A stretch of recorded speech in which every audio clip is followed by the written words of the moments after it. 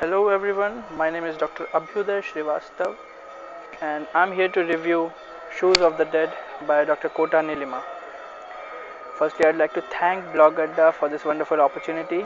Secondly, um, I'd like to tell all of you that this is my first video review and it's kind of awkward for me talking to a camera. So there are bound to be mistakes, but I just hope that I improve with time. Moving to the review, talking about the book Shoes of the Dead, it comes under the genre political fiction. Now, that's a rare genre in India. Indian market is mostly flooded with fantasies and books on love stories and various engineering students telling their mistakes in life and things like that. This this book comes as a fresh change from the usual Indian genre, and it is not one of those metro reads that you can just pick up a day and finish without taking anything away from the story. This book has a it has a serious theme with a real story. The characters are very much real, and Kota Nilima has chosen the conflict between the weaker section of the society to the more powerful ones.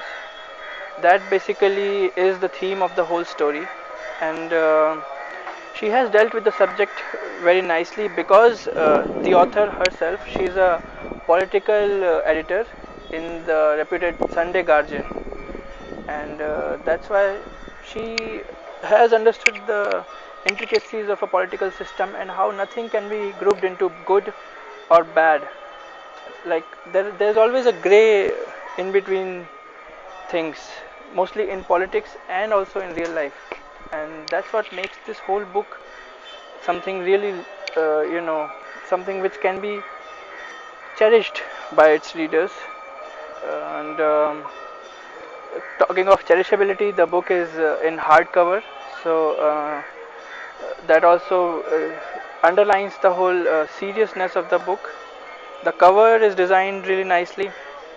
The cover is it has the backdrop of a famine-struck village's landscape, and it is drawn against the corridors of power to display the conflict between the two societies that we live in. And talking about the characters of the story, there's this one farmer called Sudhakar Bhadra, and the story starts when this farmer commits suicide because of being unable to pay his debt. And then the district committee of the village called Mitlaya, they deny his widow the compensation. And then there's Sudhakar's brother, who is the protagonist of the story. He takes the story forward by fighting against all the odds and bringing justice to the family. And on the other side of the pole is the antagonist, the politician called Keyur Kashinath, who is a young, wily politician, and he is the general secretary of the Democratic Party. And that's where the conflict begins.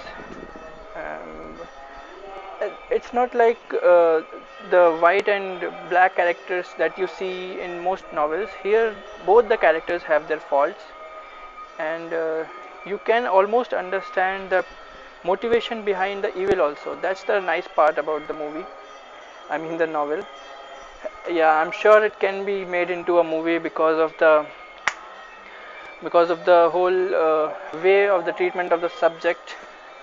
Yes, it is a fiction because there are twists and turns which make the whole story interesting, but the whole concept is very real, and that's what gives the whole story its base. uh, I would give the novel 3 out of 5 stars.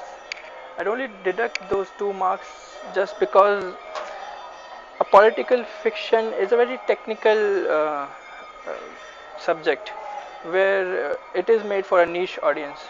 While the author wanted her readership to be wide, she has compromised on those technical details part, and she has kept it a little too simple for my taste. That's all from my side, and I hope you liked the video. Thank you very much for listening.